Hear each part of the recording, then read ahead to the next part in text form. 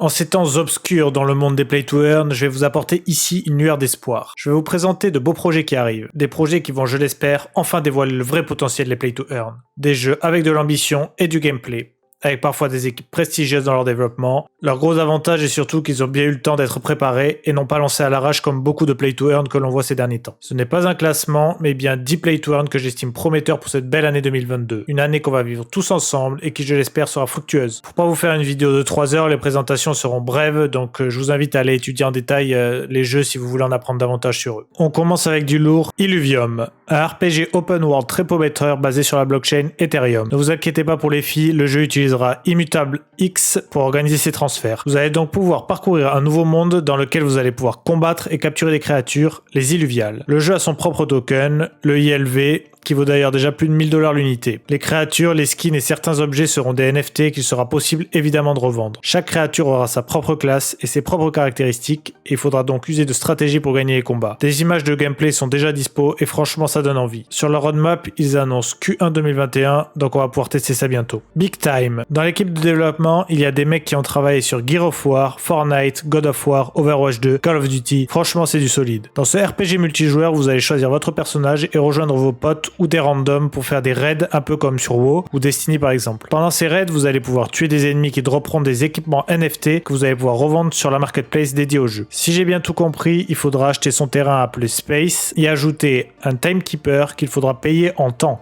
qui permettra de visiter le monde et donc de faire les raids. Pour l'instant, le jeu n'a pas encore de date de sortie, mais vous pouvez d'ores et déjà acheter des terrains sur la marketplace et autant vous dire que c'est pas donné. Amber Sword est un MMORPG free-to-play dans un univers plutôt orienté Heroic Fantasy. Le jeu va prévoir du PvE et du PvP. Pas de classe au démarrage, seulement des points de compétence à ajouter au fur et à mesure en fonction de vos affinités. Comme tout bon MMO, il y aura de l'artisanat et du craft. Le fait d'obtenir un land vous permettra de farmer des ressources pour les marchander par la suite. Ceci dit, si le fait d'avoir un land améliore la rentabilité, il sera aussi possible de farmer 100. La blockchain Ethereum sera utilisée pour générer les NFT. Le vrai truc cool du jeu est que chaque item aura dès le départ un nombre limité. Imaginez que vous arrivez à obtenir l'épée légendaire et qu'il en existe que 50. Eh bien vous allez pouvoir le vendre très cher. De quoi motiver à castagner des mobs. Shambi Valley. Ils sont si mignons et n'attendent plus que vous pour être apprivoisés. Pas mal de moyens de gagner des tokens et donc de l'argent sur ce jeu. L'agriculture, l'exploration, l'artisanat, le combat et la fameuse reproduction que l'on peut voir dans pas mal de jeux crypto. Cette fois-ci, on est sur la blockchain Polygon. Le jeu sera visiblement sur PC, mais aussi sur mobile. C'est beau, c'est mignon, et c'est inspiré par Zelda et Pokémon. Forcément, les Shambi auront chacun un élément de type feu, eau, etc. Le jeu pourra être commencé en free-to-play, mais forcément le Shambi offert ne sera pas un NFT. Pour attester la rareté des créatures, chaque NFT aura des oreilles, des cornes, des bouches, etc. bien particulières. Des combinaisons vous permettront de breed des Shambi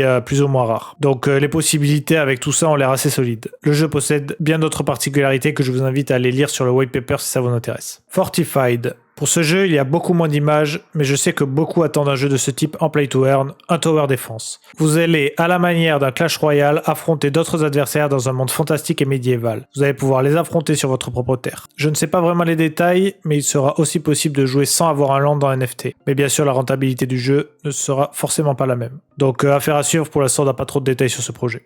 Star Atlas. Je pense que vous avez déjà entendu parler de ce Play to Earn censé devenir un énorme jeu spatial. Bien que la cinématique soit totalement sublime, pour l'instant j'ai beaucoup de mal à me projeter dans ce jeu. Le lore a l'air assez développé, mais à part des vaisseaux et des items achetables à des prix exorbitants, on n'a pas grand chose à se mettre sous la dent. Bon, un mini-jeu est sorti, mais c'est pas forcément folichon. Je dis ça, mais j'ai pas vraiment creusé le jeu, c'est juste que vu l'ampleur qu'il a, je devais forcément le mettre dans cette vidéo. D'ailleurs, pour les joueurs qui sont déjà dans le jeu, je serais vraiment curieux de savoir pourquoi ce jeu vous hype tant. Mettez-moi ça en commentaire, ça m'intéresse beaucoup. Mirandus. Un nouveau RPG, oui vous l'avez compris, j'aime bien les RPG. Rien à voir, mais je suis d'ailleurs en train de me faire Final Fantasy VII Remake sur PC et il est sublime. Bref, Mirandus, cette fois encore il est possible d'explorer le monde et de se battre en quête d'items, mais cette fois en vue FPS. Un système de land également vous permettra d'y implanter une ferme et de faire prospérer une ville. Plus comme un métaverse, on peut imaginer par exemple qu'il faudra payer un loyer au propriétaire si on veut utiliser ses terres. Pour l'instant, il finance le jeu avec la vente de NFT, avec certaines citadelles qui sont parties à plus de 1000 ETH, donc toujours plus. Moi qui pleure intérieurement quand je perds 200 $ sur Plants vs Undead, il y en a qui n'ont pas froid aux yeux. Le cofondateur du jeu a bossé chez Zynga, donc c'est quand même assez solide je pense. Orrery. Basé sur Solana, le jeu vous plonge dans un univers rétro-futuriste entièrement dessiné à la main. Le jeu propose une quête solo qui vous permettra de transformer en NFT les créatures que vous allez vaincre. Ils pourront ensuite être utilisés pour le PVP, En effet, pendant l'aventure, vous gagnerez également des NFT utilisables pour participer au multijoueur et pour acheter des items sur la marketplace. De ce côté-là, rien de révolutionnaire, mais la patte graphique et le gameplay donnent envie de tester tout ça. Le partenaire du jour est The Last War, et il correspond bien au thème de la vidéo parce qu'il propose également un gameplay plutôt cool. Il s'oriente autour d'un système de gestion à la Clash of Clans, avec en bonus la possibilité de passer en vue à la troisième personne pour visiter son royaume. Les NFT sont représentés par des héros de différentes races et évidemment de différentes raretés. Pour ceux que ça intéresse, vous pouvez d'ores et déjà tester une démo du jeu et la public sale du token arrive à la fin du mois. Je mets les liens de leur team et de leur réseau en description si jamais ça vous intéresse. Pour ceux que ça intéresse, je vais faire un Google Sheet qui sera disponible sur le Discord, dans lequel on pourra voir les différentes sorties de ces jeux. D'ailleurs, je compte sur vous pour faire la veille et si un jour vous tombez sur une date de sortie précise, n'hésitez pas à me la donner que je puisse mettre à jour le fichier. D'ailleurs, ça pourrait peut-être être intéressant de faire un fichier aussi où on met toutes les dates de sortie des futurs Play to Earn. Je sais pas, faut que j'envisage ça. Pas de bilan de la chaîne ni de mise à jour des autres jeux aujourd'hui. Je vous fais cela en fin de semaine quand je trouverai un nouveau Play to Earn à vous présenter. Encore merci pour votre soutien sans faille. On se rapproche doucement des 10K abonnés, donc je suis comblé. J'espère pouvoir au cours de l'année vous présenter la rentabilité de l'ensemble de ces jeux. Pour info, il me manque 4 jours de stream pour être affilié Twitch. Je vais donc streamer chaque jour du mardi 4 janvier au vendredi 7 entre midi et 2. J'espère vous y voir nombreux. On se retrouve donc demain sur Twitch et en fin de semaine pour une nouvelle vidéo Play to Earn.